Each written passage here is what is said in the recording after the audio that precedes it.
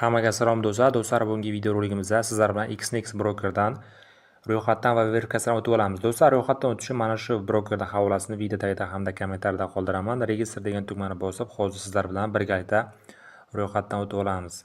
Do'stlar, ro'yxatdan o'tish uchun biz mana bu counter degan joyga O'zbekiston davlatini tanlab qoldiramiz. Hozir bu yerda mana O'zbekiston kelib chiqdi. Hamda bu joyga sizlar o'zlaringizni email pochtalaringizni hamda mana bu joyga parolni yozib Continue degan tugmani bosib olasizlar.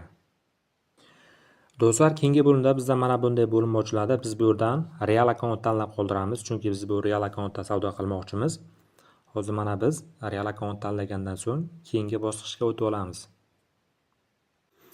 Do'stlar, mana ko'rishingiz mumkin bo'ladi. Hozir biz ro'yxatdan ham o'tib oldik. Endi sizlar bilan birgalikda verifikatsiyadan o'tib olamiz. Verifikatsiyadan o'tish uchun bu joyda Complete Profile degan tugmani ustiga bir marta bosib, hozir sizlar bilan birgalikda verifikatsiyadan o'tib olamiz.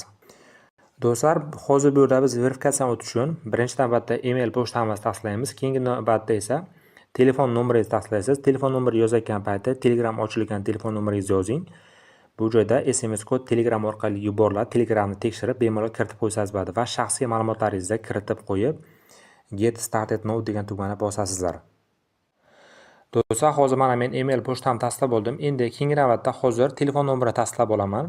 Bu yerda Forum degan tugmani bosamiz. Hozir biz bu yerga Telegram ochilgan telefon nomerimizni yozamiz. Do'stlar, mana telefon nomerimizni ham tasdiqlab oldik. Telegram orqali kod keldi. Endi mana Complete Now degan tugmani bosib, hozir keyingi bo'limda qarang, o'zimizni bu joyda o'zlaringiz ismingizni hamda familiyangizni hamda tug'ilgan oy sanani yozasiz va bu yerda Country degan joyga o'zingizni, misol uchun shaharingizni yozib qo'yasiz. Misol uchun Toshkent shahar deb yozasiz va bu yerda jinsingizni tanlab qoldirasiz va qaysi ko'chada turasiz, shu ko'chani yozib Country degan tugmani bosib olamiz. Do'stlar, endi keyingi navbatda bizga bu yerda turli xil savollar beriladi. Bu yerda mana investment tanlab qoldirasiz. Va bu joyda qarang, sizlar sizda kasbingiz so'rayapti, studentdan deb tanlab qoldirasiz, student bo'lmasangiz ham. Va keyingi bo'limda bu yerda ham turli xil savollar beriladi. Bu yerda ham misol uchun education tanlab qoldirasiz. Va o'zi mana continue degan tugmani bosamiz. Va bu yerda sizlarda asosiy misol uchun pul manbai so'rayapti. Bu yerda misol uchun investment tanlab qoldirasiz.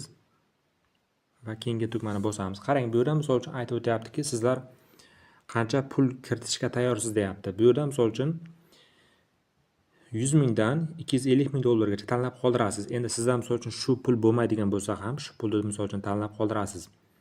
Keyin bu bo'limda ham misol uchun mana 100 mingdan 250 mingga tanlab qoldirasiz. Sizda shu summa bo'lmasa ham shunday deb qo'yasiz. Va bu yerda mana 50% deb tanlab qoldiramiz. Va bu yerda savol berilyapti, biz oxirgi 3 yilda misol uchun qancha savdo qilganmiz deyapti. 100 tadan ko'p deb tanlab qoldirasiz, agar 100 tadan ko'p savdo qilmasangiz ham.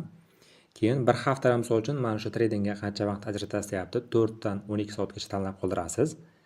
Va bu yerda mana yes degan tugmani bosamiz va bu yerdan mana 1000 yevro tanlab qoldirasiz. Va mana birinchisini tanlab qoldiramiz. Misol uchun turli xil savol beriladi. Va bu yerdan qarang, kriptovalyuta hamda forex tanlab qoldirib Country'ni bosamiz.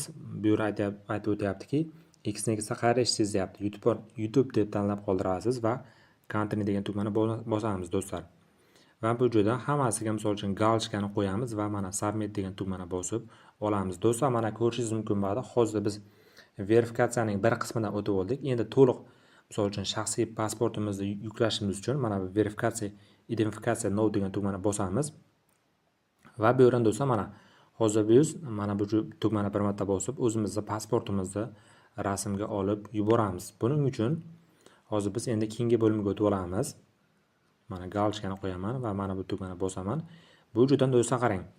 O'zingizni pasportingizni tanlab qoldingiz. Pasport bo'lsa pasport, bo'lmasa ID karta, farqi yo'q. Endi qarang, mana pasportning mana shunday qismi bizga kerak bo'ladi, ya'ni shuni tushirilgan qismi kerak bo'ladi.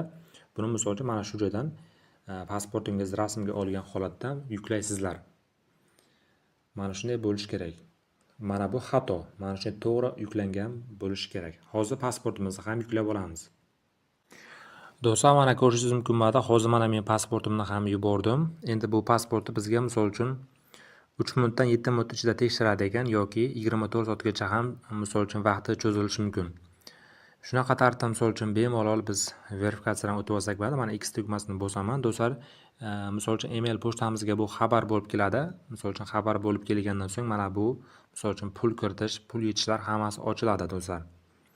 Endi hozir sizlar bilan mana asosiy My Accounts bo'limiga o'tib olib, hisobimizda hozir MetaTrader 5 ga qo'shishni ham ko'rsatib o'taman. Qarang, MetaTrader 5 ga qo'shish uchun biz mana bu More degan tugmani bosamiz va bu yerdan hozir bu yerda mana Account Information degan tugma bor. Shu tugmani bir marta bosasiz. Qarang, bu yerda mana ko'rishingiz mumkin bo'ladi. Mana bizda server nom berilgan. Mana shu server nomini nusxalab olamiz hamda login ham berilgan. Endi hozir MetaTrader 5 ga kirib olamiz. Do'stlar, mana kirgan paytimiz mana Manage Accounts bo'limiga bosamiz va bu yerda mana plus tugmasini bosamiz va qarang, mana qidiruv turuv joyiga mana brokerda misol uchun mana server nomi bor edi. Shu server nomini tashlaysiz. Mana chiqarib beradi. Endi bu joyga misol uchun biz loginga hozir kiritib olamiz.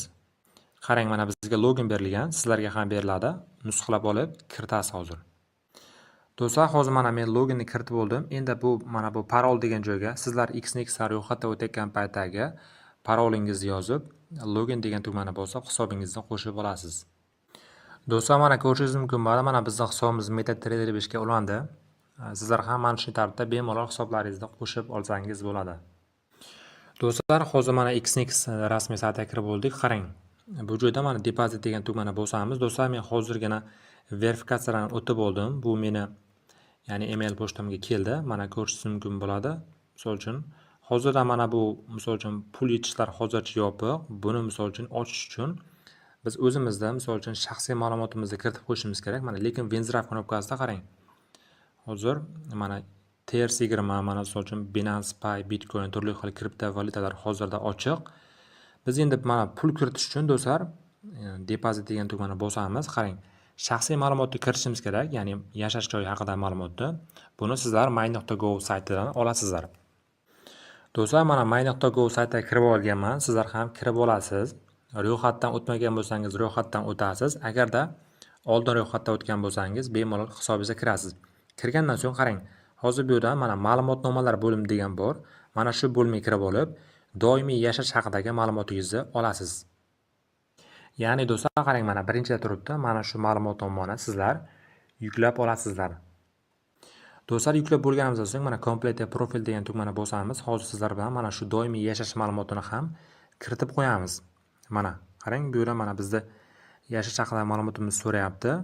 Buni misol uchun mana bu tugmani bir marta bosib, shu yashash haqidagi ma'lumotimizni biz screenshot qilgan holatda hozir yuklab olamiz. Do'stlar, hozir mana men kiritdim. Endi mana bu tugmani bir marta bosaman. Mana ko'rishingiz mumkin bo'ladi. Bu ham bizga mana aytib o'tyapti. 3 minutdan 7 minut ichigacha tekshiramiz deyapti yoki 24 soatgacha ham misol uchun vaqt cho'zilishi mumkin. Shuning uchun endi biz kutib turamiz do'stlar. Sizlar ham xuddi shunaqa tartibda misol uchun hisoblaringizni verifikatsiyadan o'tkazib olib, mana yashash joyi haqidagi ma'lumotni kiritib olib, bemalol pul kiritib, pul chiqarib ishlasangiz bo'ladi. Hisoblaringizni MetaTrader 5 ga ham qo'shib olsangiz bo'ladi. Bu xabar email pochtangizga yetib boradi. Do'stlar, keyin bemalol misol uchun pul kiritib, pul chiqarsangiz bo'ladi. Yashash joyini tasdiqlagandan so'ng mana bular hammasi ochiladi. Ochilgandan so'ng bemalol pul kiritib, pul chiqarib savdo qilib borsangiz bo'ladi. Do'stlar, hammaga omad.